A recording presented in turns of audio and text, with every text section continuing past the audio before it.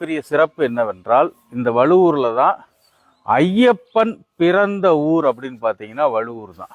ஏன்னா பிச்சாடன மூர்த்தியாக சாமி வெளிப்பட்டதும் மோகினி அவதாரமாக பெருமாள் வெளிப்பட்டதும் இந்த தலத்தில்தான். அதுவும் இந்த அதர்வன வேதத்தை அழிக்க வேண்டும் என்பதற்காக பிச்சாடன ரூபமாக சாமி வந்து வெளிப்படுறாரு.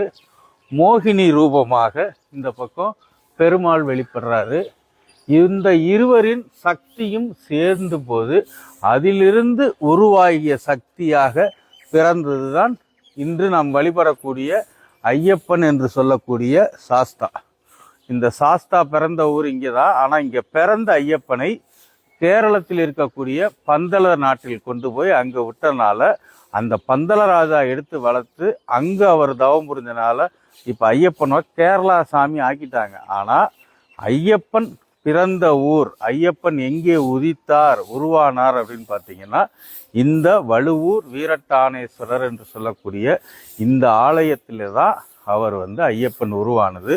அதே மாதிரி பிச்சாடன சிவரூபத்திலேயே மிக உயர்ந்த